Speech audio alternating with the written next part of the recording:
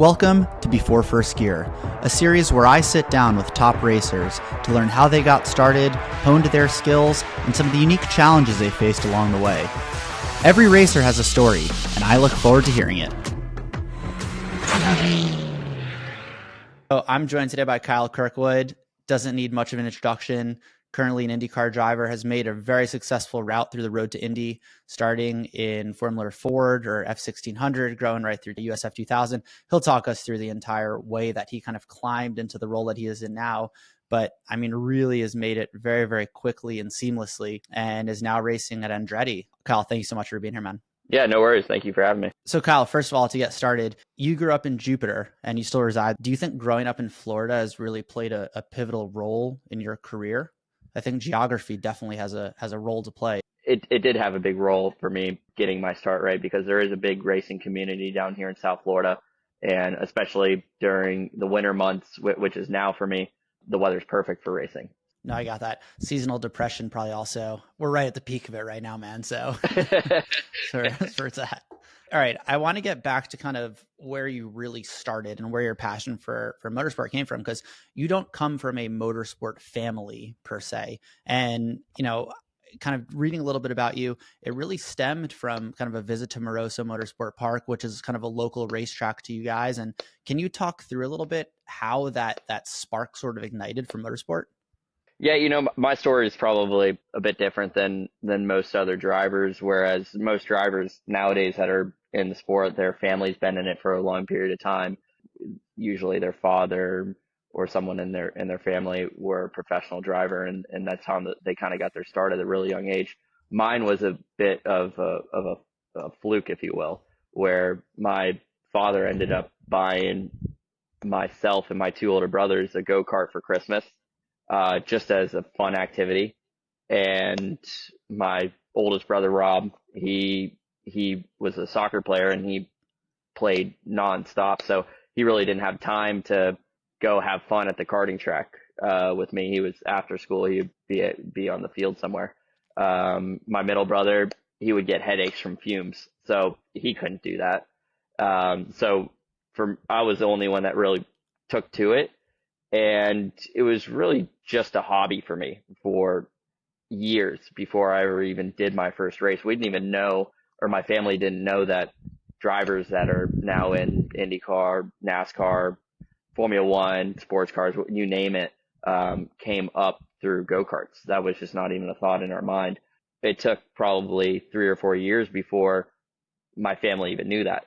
So it was purely just a hobby for me, and I didn't even do my first race. And my first race was just me and another driver, Oliver Askew, who ended up going to IndyCar for a short period of time with McLaren. It was just him and I in a race, and so it's no different than going out and testing. But that was my first race at the age of, I think I was 8, just turned 8 years old. So yeah, it was a bit different than most of the drivers, because we didn't know anything about it. My family knew nothing about racing. I didn't know anything about racing, obviously. And it was just something that was fun for us. Was that very much because your dad was a professional athlete, right? At the time, he was, or previously. Yep. Do you think that kind of, it was a soccer player? Is that right? He was. Yep. Okay. Yeah. Do you think that him having been a professional athlete and kind of that mentality he developed as a pro athlete kind of pushed you and your brothers into competitive sports? And, you know, do you think that was a driving force when you were 8 years old? I mean, still super young, towards doing what you're doing? Definitely in soccer, right? Because I played soccer too until I was probably 11 or 12 years old. So my dad was a coach for us. He was taking us to all of our practices, all of our matches, everything, right? All of our games. But I mean, karting it was a little bit different, right? Because my dad didn't know anything. I mean, of course, he understands competition and the competitive side, but he didn't even, I don't think any of us even looked at karting as a competitive sport, because we didn't know that it turned into a competitive sport later down the road. You know, Yeah. It was just it was purely just a hobby. And that kind of, you know, it actually kind of stems from when I was really young. My dad had ATVs, like little 80cc ATVs that we'd go ride around in some parks, like behind our house and stuff. And it got to a point that it all got developed, so we couldn't do it anymore. and the property got bought up, it got developed, and we kind of had to find a new avenue, and that was a go-kart out at Moroso, that ended up coming from one of my father's friends, from this guy Court Vernon, who was a big fisherman down in Miami. So yeah, I think that was kind of, it was like I said before, it was purely just a hobby. It wasn't even a competition. We didn't look at it as a competition whatsoever. Sure. And at what point, though, did it become a competition? Did you say, all right, let's give this a shot on more of a competitive side of When things?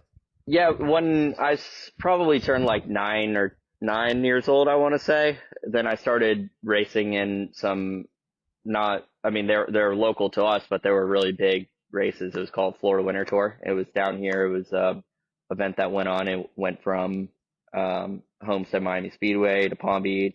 They had some races in Orlando, and Ocala as well. At the time, that was one of the biggest karting events in the U.S. I got kind of thrown into the wolves with that once I turned, I think, 9 years old. Yeah, and we kind of tried our luck at competition in it, and that was kind of right around the time that I was transitioning from, hey, do I want to keep playing soccer and karting at the same time, and it started to become, well, you're good at both. You have to do, you're doing a lot for both. At some point, you need to make a decision. Do you want to go this karting route, or do you want to go the soccer route? And ultimately, obviously, I chose the karting route.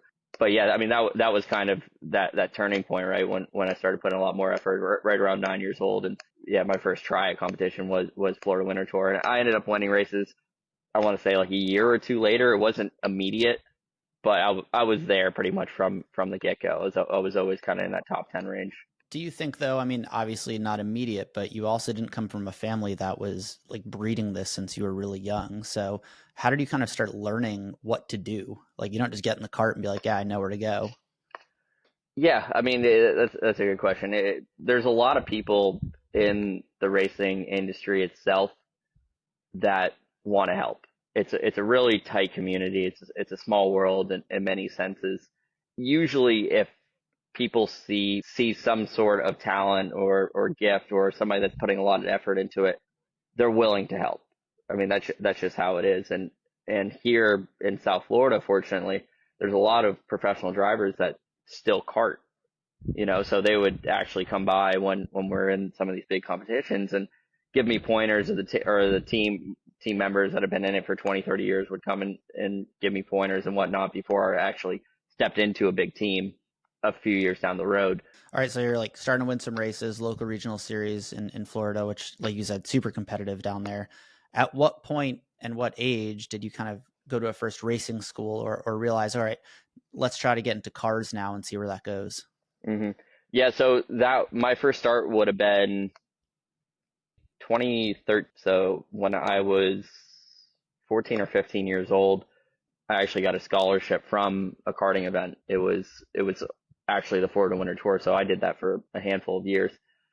I was racing for this team called Aero Kart Sport. They're now based out of North Carolina and Charlotte, and they own GoPro Motorplex, which is a really big karting facility there.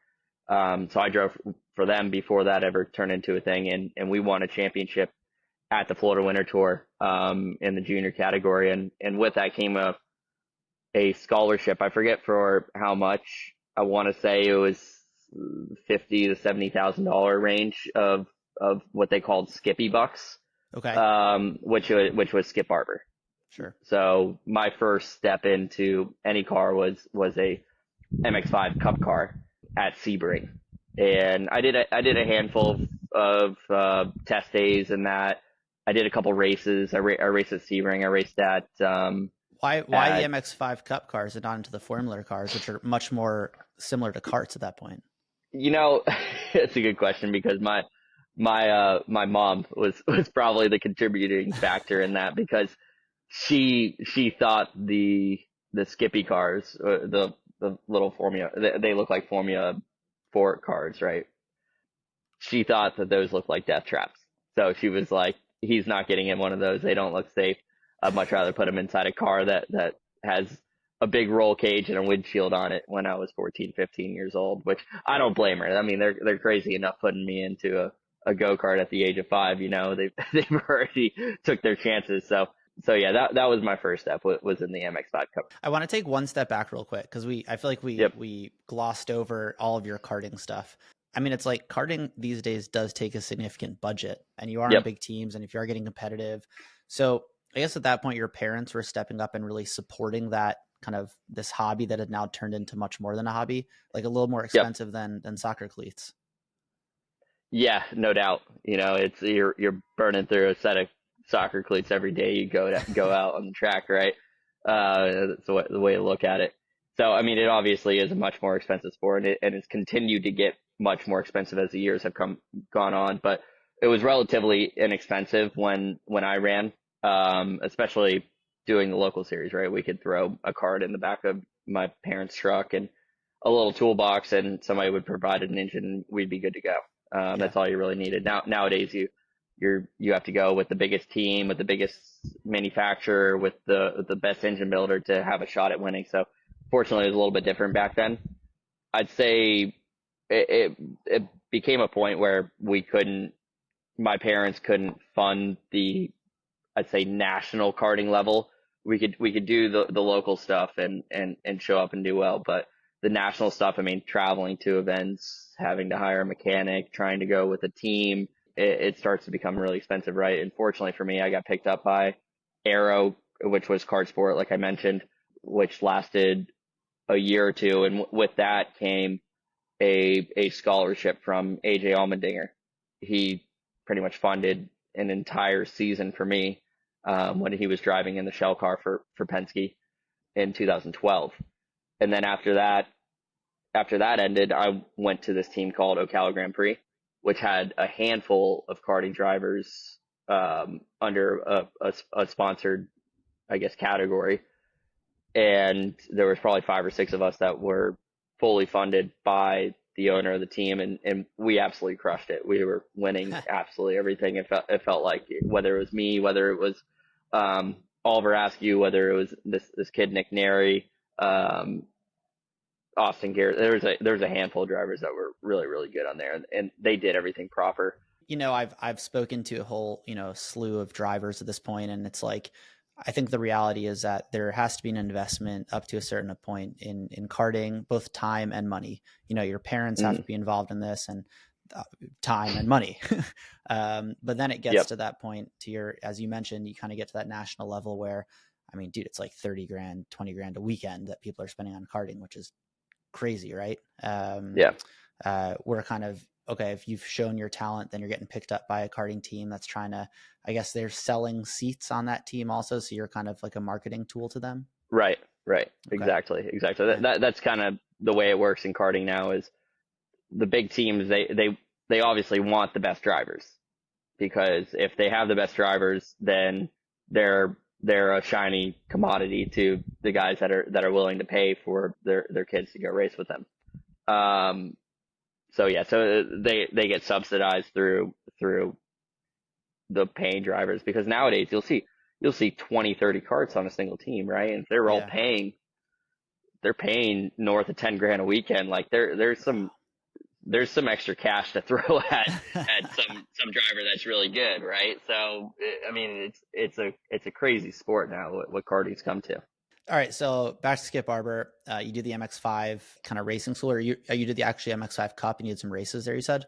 I did a couple races. I didn't do the championship. I don't think I did like the main series, but I did like the school and then like a 2-day race event here or there. But I'd say most of the time that I did was just the test days.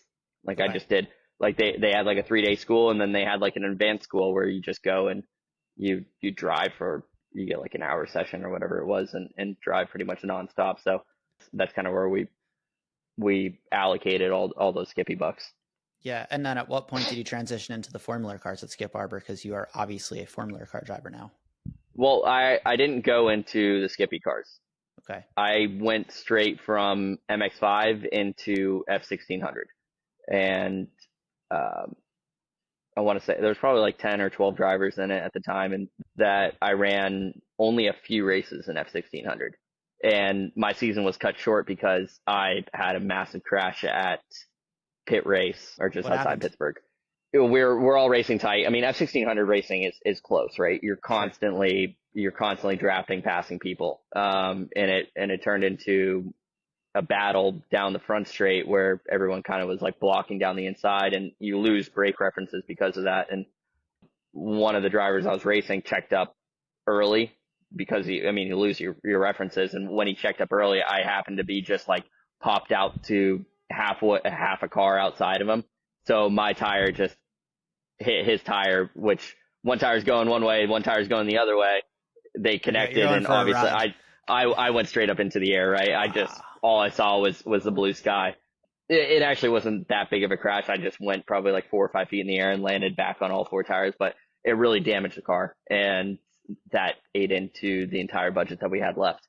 Sure. So I think I only did 4 races, or I think 3 weekends, or four weekends in that category.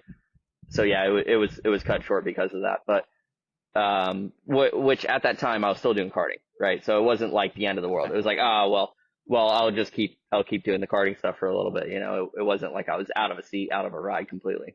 But at that point, did you have in your head like, all right, well, I'm going to graduate from karting at some point, and I'd like to now make a career out of this and keep seeing how far I can take this thing?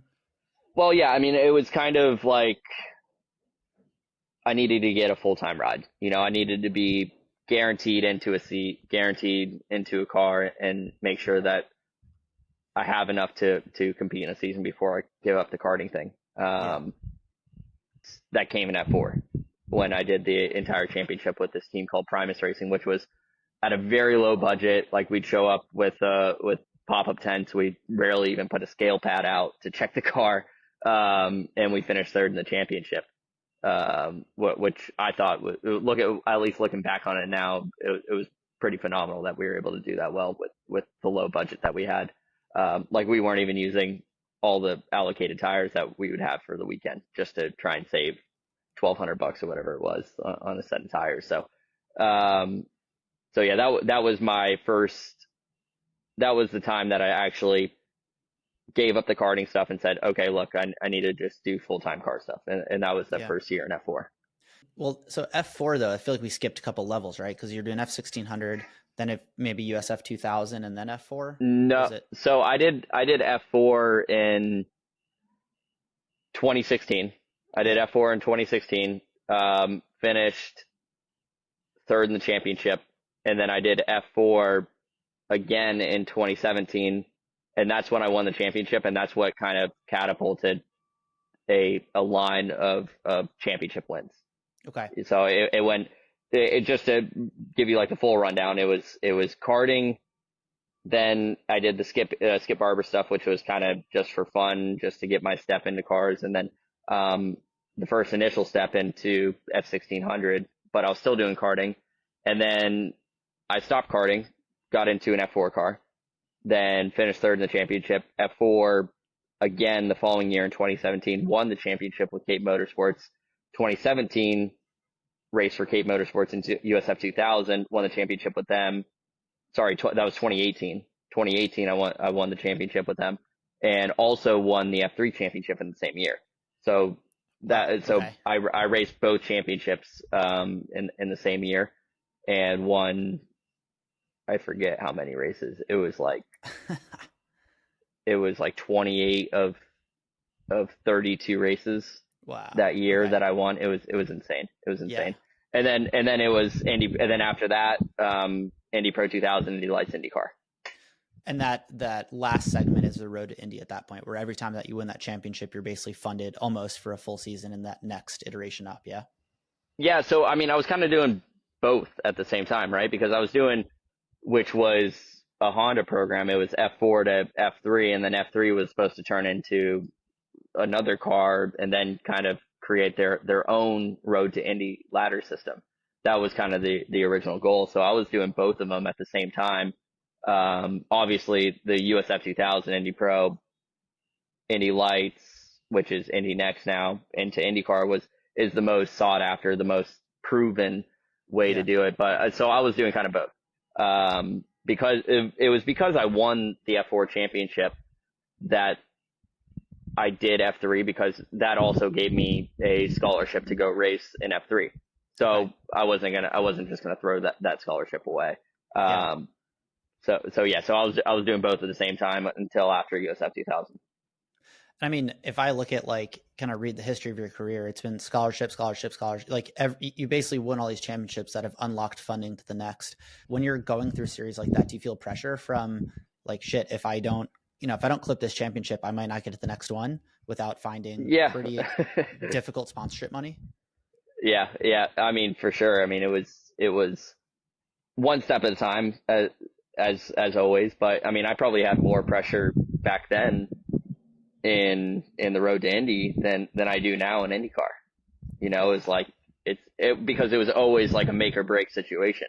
It's Yeah. like, okay, if I don't win this championship this year, um, how am I going to find the funding to raise whatever it was, 650 grand for an Indy Pro 2000 season? It's like to do a second season in it. It's impossible. The return on investment for sponsors just isn't there in the lower categories where you don't have TVs Sure. following it. So, um, I mean, it was a lot of pressure because of that. Because if I didn't win the championship, I thought my career was over. So it's funny because even back then I had more pressure than I have now. Yeah. What do you think was kind of the main inflection point at that early part of your career? I guess your first major series was the F4 championship, and by winning that, that kind of unlocked this windfall of other series that has literally brought you to where you are today. Would you Yeah, agree with yeah, that?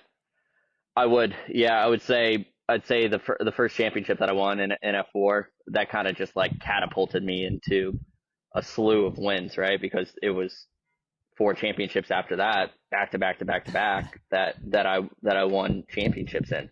Yeah. And it all started with that F4 US championship win. So yeah, I mean that was really the big kickoff. Like, okay, this is how we get the ball rolling to IndyCar. Was How that how was that that year how in that 2017? F4 how that F4 seat come about initially? So in 2016, it came about because they were coming out with this car, right? The car wasn't even finished yet. I did a test with this team, Primus Racing, and it wasn't even in an F4 car. It was some random car, and the guy really liked me. John Bados was his name. He really liked me, and he wanted me to drive the F4 car for him. So he ran me at a really low cost. He thought that I could get it done at a low cost, and we kind of did. We finished third in the championship, so he took a chance on me, and then because I finished third in the championship, I got picked up by a massive team, Cape Motorsports, who they were winning everything in USF 2000 at the time, Yeah. and they wanted to take a go at F4, and it was the first year with them in F4. But I mean, I knew that they would be dominant in the series, and we were. We raced really well. We won the championship, I think, a couple of races before the end of the season. For guys like that, though, it's the same value proposition as kind of those go-karting teams where, they're selling seats as well. And you're kind of the ringer that they're able to say, hey, this guy's, he's winning all these races in our car. This is why it makes sense for you to join this. Well, yeah, exactly. I mean, and even in IndyCar, right? The teams.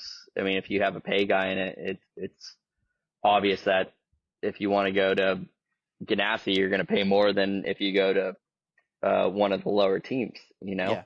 It's obvious, and that kind of just goes all the way across the board in every level of motorsports, whether it's karting or lower level formulas or any team for that matter. If they're winning championships, they're winning races, then they're going to be able to charge more for the guys that are willing to pay.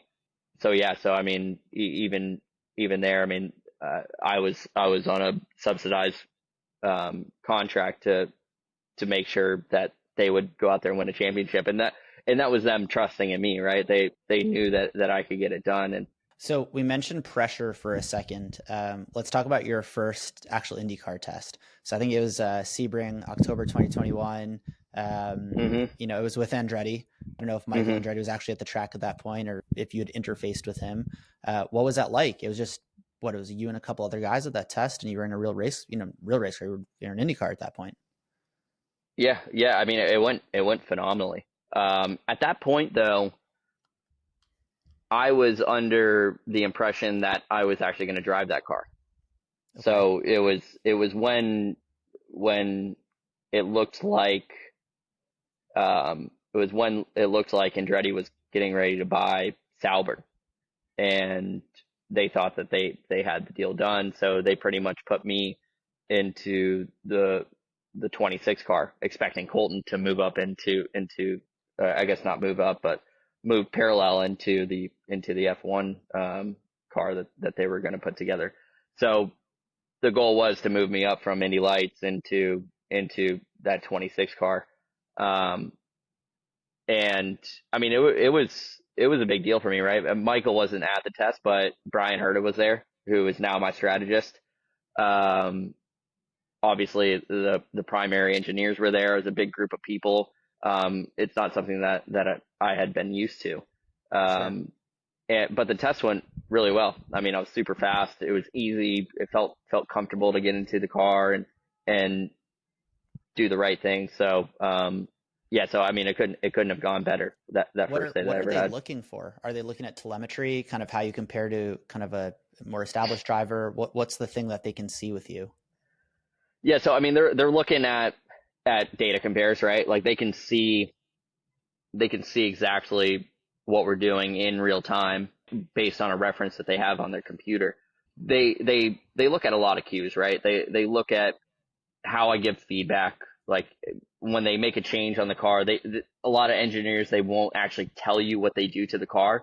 They're like, okay, I'm making a change to the rear of the car, and they're not going to tell you what it does, right? Because they want you to come up with your own interpretation.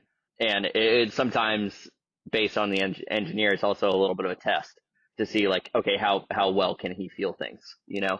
Um, and that's usually how a first test would go with an engineer. Is they're essentially testing you, kind of testing the water, see how much you can feel, how much you know, how quickly you can get up to speed, how consistent you are.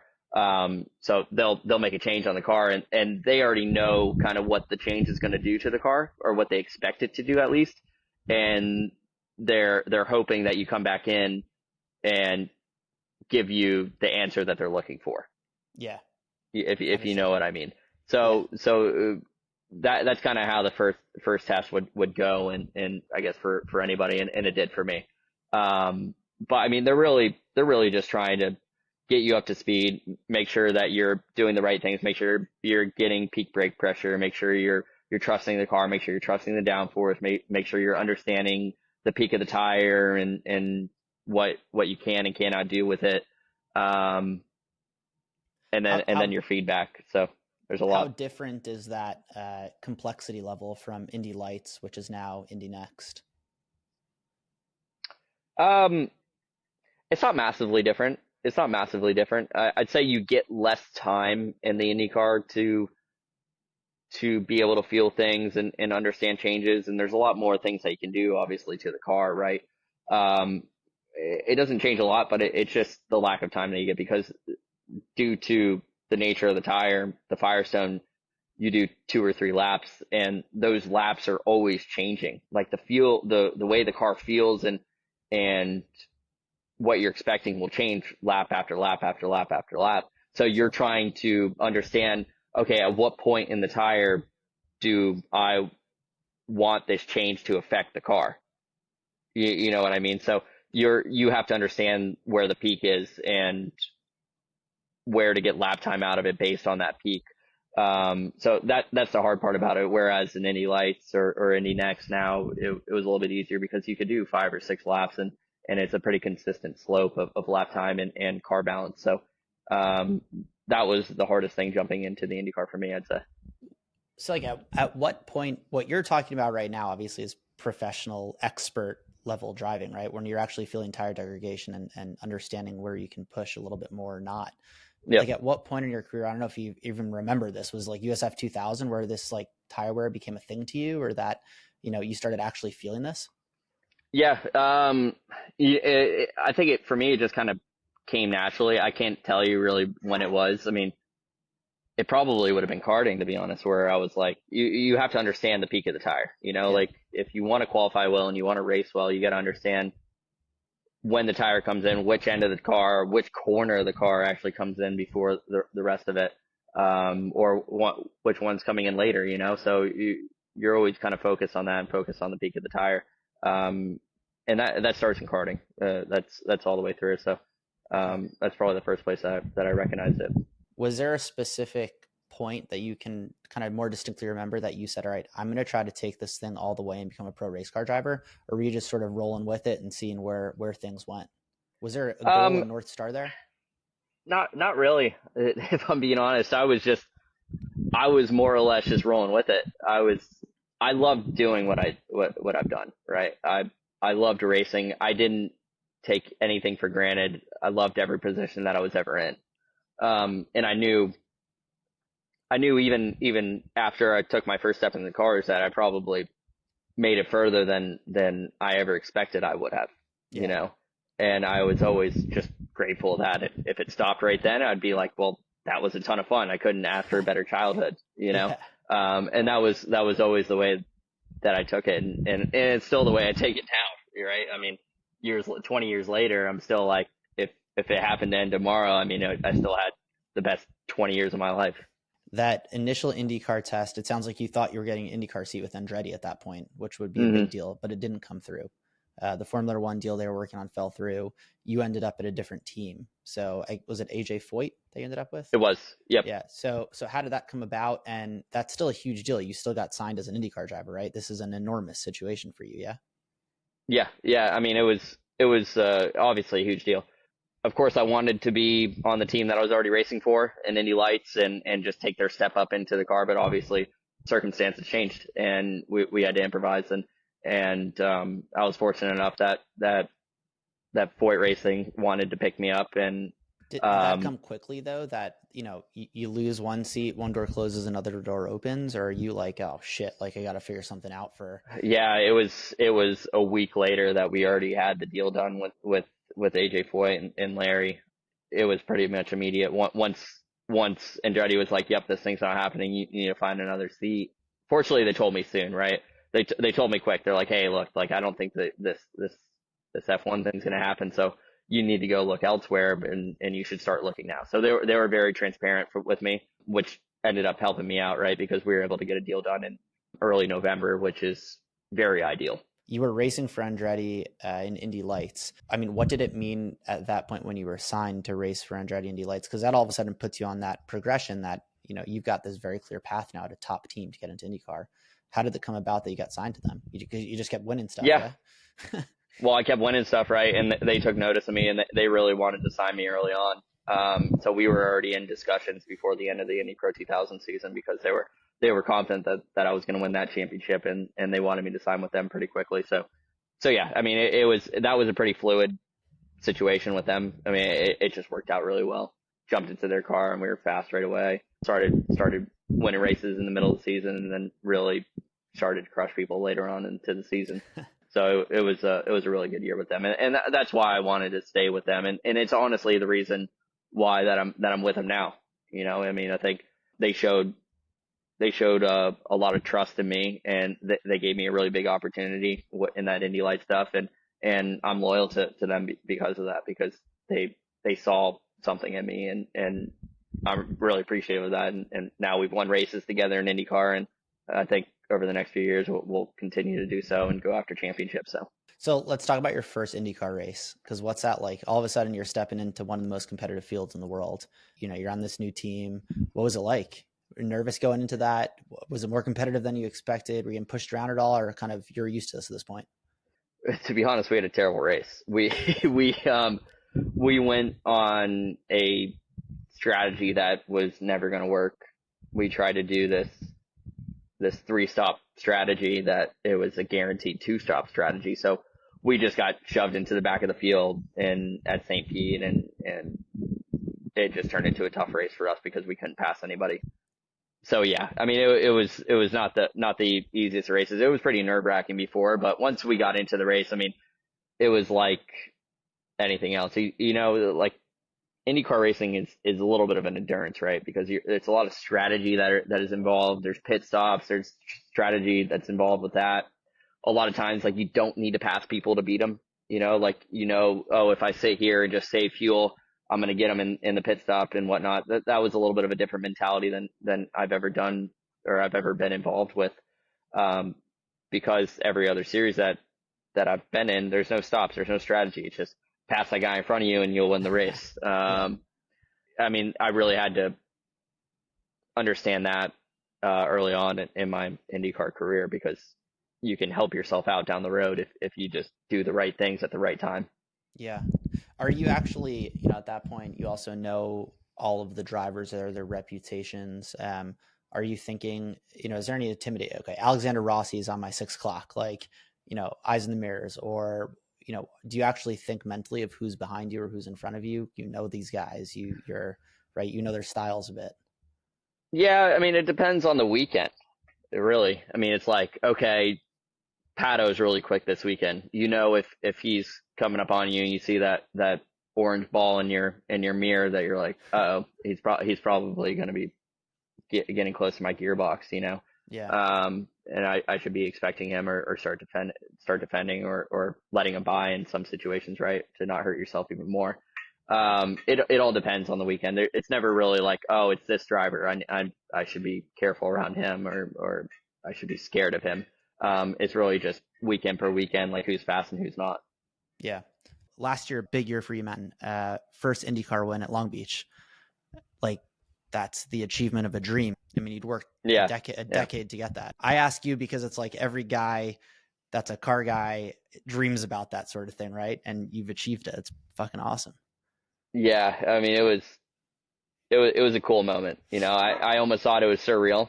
Yeah. It was hard for me to kind of accept that I had won an IndyCar race, because like I grew up watching IndyCar like every weekend, um, and I always just thought it would be so cool to, let alone, or just drive an IndyCar.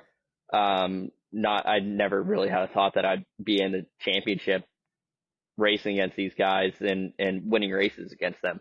So it was a surreal moment, and especially to win it at Long Beach. Like, Long Beach is such a cool event Yeah. as it is. It's I think the second biggest race of the year for us. So I mean, it goes Indy 500 obviously, and then Long Beach, and probably one of the other street courses.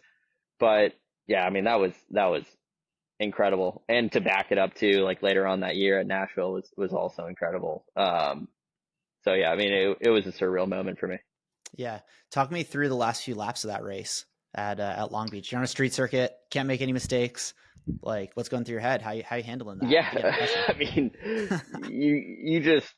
you can't help but think of the things that might go wrong. You know, it's like, make sure I have enough fuel. Like, it was a big fuel race for us at that time. So it was like making sure I did everything to save fuel and save tires and make sure nothing bad happened. Because like everything's going well, so only bad things can happen if something happens, right? So you just like, that's all you can think about, is like making sure nothing bad happens. Yeah. Um, so yeah, I mean, that's really just the last few laps, because we pretty much had it under lock. Because I had my teammate behind me that he was in a fuel situation too. He couldn't use his push to pass. It's nearly impossible to pass around there as it is. So in those situations, you know that you're pretty comfortable. All the hard work was kind of done, so I was just focused on making sure I didn't do anything stupid. All right. Well, let's talk about something that uh, maybe is bad. So last year, big year for you, obviously. You had one of the gnarlier accidents probably of your career at Indy, at the Indy 500. Yeah, 80 Gs, I think you Yep. recorded. Like, how was that? I think you went upside down for quite a while, just floating around the course there a bit. Yeah, I mean, it wasn't as bad as it looks. Like, it didn't feel that bad.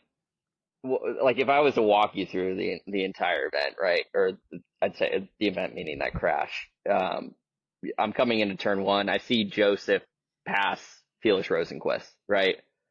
I watched Felix walk up a little bit, and I couldn't really tell if he brushed the wall or not, but he ended up brushing the wall, and because of that, it broke his front toe leg, right?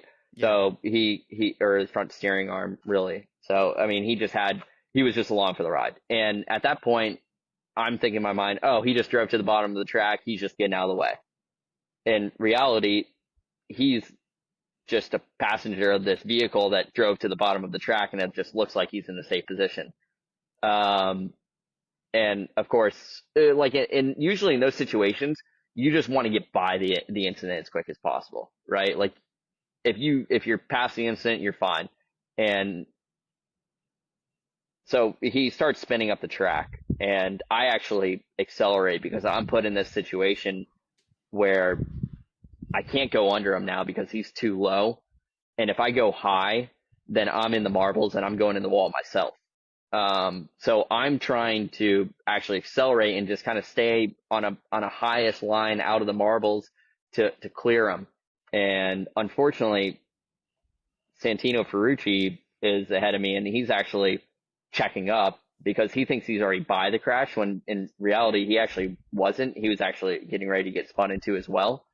And he's checking up. So now I'm stuck in this really tight spot of I need to hit the brakes before I hit Santino, but I also need to clear Felix, who's spinning up the track. And so I'm trying to thread this needle, and unfortunately, he clipped my tire by an inch or two. When I went back through the camera footage, like it looked like our sidewalls brushed. Like it Yeah. wasn't even like tire to tire contact. It was like the sidewalls of our tires touched, our rims touched. And next thing you know, launches a tire off my car. Thank God it didn't hit anyone inside the stands. It went through a gap between the stands and the building right there on the exit of turn two. And I go into the wall. It wasn't even that bad of an impact. ADG sounds like a lot, but it wasn't actually that bad. The car took a lot of the force. And then all of a sudden I'm upside down, and at Indy, because how fast we go for such a long period of time, it was pretty late in the stint. Um, Sorry, I take that back. It was 10 or 12 laps into a stint, and by that time, you're already getting vibrations from your tires, so you lose a lot of feel of slides and understanding of where you are and sense of speed because of the vibration. So I flip upside down, and while I'm upside down, I'm stuck up against the wall, and so cockpit's kind of sliding between the wall and the asphalt of the surface, and everything's dark. And because of the numbness that I had from driving for 200 and however many laps, or 179 laps or whatever it was, I made it around. Um, I didn't understand that I was even upside down. Like I just thought maybe there's like a car on top of me, or I thought I was maybe even stopped at that point. And I opened my visor trying to look around to see what's going on. And it took a long time for me to realize that I was actually upside down. Wow. Like it took about like a quarter of the mile down the track that I was like, okay, yeah, I'm looking at asphalt. Like that is the daylight is looking down. So yeah, I ended up shutting my visor afterwards just in case the thing caught up in flames, and held my breath because the last thing you want to do is breathe in a bunch of fire, right? So, Sure. but fortunately, the safety crew were there in 8 seconds. I was unscathed. The only thing I did was I hit my knees off the steering column on the initial hit, and I was like, okay, I can get out of the car. Like I'm fine. And they're like, no, you're not getting out of the car. We can't have you limping on TV.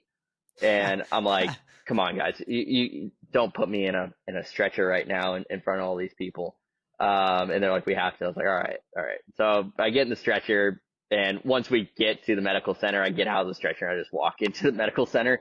But they really didn't want me limping on TV because I did hit my knees, and it was like kind of like a stub your toe situation where you'd limp for a second, it'd be all right. You walk it off real quick.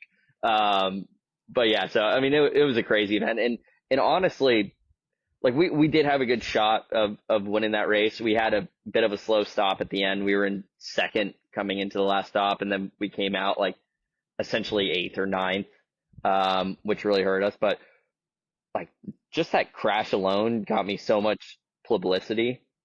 Yeah. It was insane. Like I was Yeah. on Fox and Friends a day later. Like it was a huge deal. Um, so like next to winning the race, I probably got the most publicity because of the wreck. So I mean, it Didn't actually your like tire hit a was. woman's car, right? It ended up It hitting did, yeah. like Yeah. So it thank cleared the God. stands, Like yeah, and it hit this lady's car, and fortunate for us. I mean, she was like a super fan of IndyCar, and she worked up in one of the suites. And the Speedway and Roger Penske got her a brand new car like a couple days later. yeah. So she went home in a new car, and it worked out for her. Didn't hit anyone. No one got hurt. I mean, it was all best case scenario, and for how big of a crash that was. Was the first one you said it's a marathon? I mean, it's like the longest race of the year for you. You're doing a lot Yeah. of physical training going into that and stamina training, and Uh, just say you yes. know, like, yeah, I mean, yes and no. I mean, usually at that point in the season though, like you're very car fit. Like you're racing a lot, Yeah, you're driving a lot, you're testing a lot, and like that's enough to get you fit inside the car. I mean, really all the training comes in the off season because it's when you sit statically for 5 months that you lose the ability to, or you lose a lot of strength that you wouldn't normally, that you wouldn't have like as a normal human, right? Even guys that are huge, that they can't jump into an Indy car and drive well. It's specific muscles. It's a specific cardio. sure. It's G's that are actually making your heart rate go up. So it's a lot different than any other sport because of that. So just being active inside the race car is what gets you fit in a lot of situations. Going from Indy Lights, because I guess you raced at Indy, like the full oval at Indy Lights. Um, but Yep. going from those Yep. cars to an Indy car in the Indy 500, I mean the speeds are pretty different at that point. Yeah, so it's like Yeah. yeah, Well, I never drove in Indy Lights around the Speedway. They okay, stopped it the year that they stopped that. What was it called? The Freedom 100. The year that I stepped into Indy Lights. But um, I mean, the first lap going around the Speedway feels fast, obviously. yeah. Um, but after a few laps, like it, once you figure it out and you start running flat out around there, it doesn't feel that fast, even though you're doing 230, 240 around the Oof. place. Yeah. Um, It's like a perception thing it then, yeah. You're it kind of is. just your eyes are adjusting, your whole body's adjusting to that speed, and things happen a little Yeah, slower. exactly. Well, the thing is you're not accelerating that much. You're Yeah, getting to like a terminal velocity, and you're fluctuating between 10 miles per hour. yeah. So it doesn't have like this feeling or like this pit in your stomach of acceleration, or deceleration for that matter. You're just kind of statically going, not statically, but uh, I guess at a very consistent rate of speed all the way around the track. So it's just lateral G forces that you're feeling. I've spoken with a lot of guys. Some guys have to persevere quite significantly. You've had a relatively fluid path to get to IndyCar. Like things have gone pretty smoothly for you. What would you say though are some things that have been very challenging for you? Are there any things that have risen in your career that required a lot of resilience? Or I mean, on paper, it's like you just went win, win, win, win, win, IndyCar. Not that easy though. No, no, it wasn't. I mean, the hardest thing that I had were for me was choosing which team to go to and which year, right? Because early on it was evident. It was like, okay, I need to be with Cape Motorsports, which I was for F4 and USF 2000. But in 2019, when I had to make a decision where to go for Indy Pro 2000, which was a very crucial year for me, Yeah. um, I didn't have enough scholarship to go to one of the biggest and best teams. What was the scholarship for? I got it somewhere around here. It was a $325,000 scholarship to go to. I got them all in my tiki hut right here. That's awesome. Um, yeah, so it was a $325,000 scholarship to go from USF 2000 to Indy Pro 2000.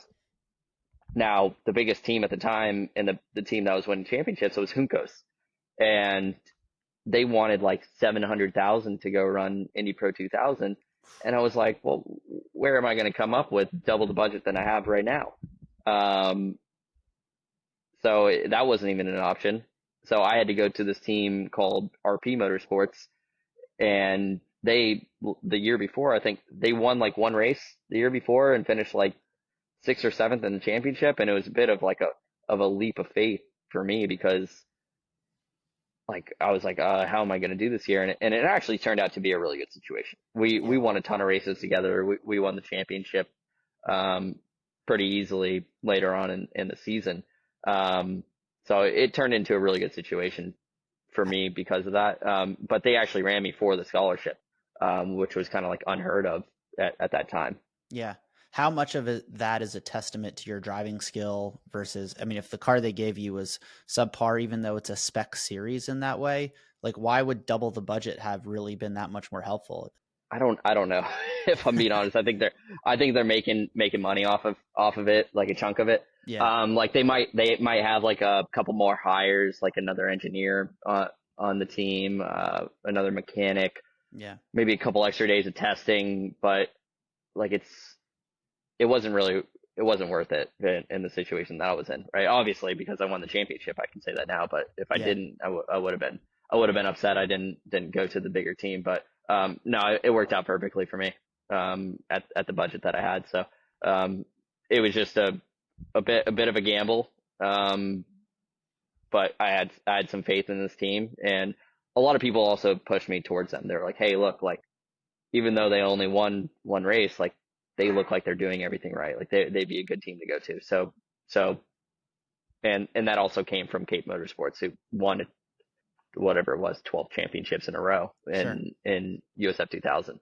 So so yeah, I took a leap of faith with them, and that was probably one of the harder decisions that I had to make in my career was going to them, because if I didn't win that championship, I probably wouldn't be in IndyCar now, right? Yeah. Like that's how it was for me every single year because of that. So. When you did get to IndyCar, like, was there anyone specifically from a driver standpoint, teammates that had a little more experience than you?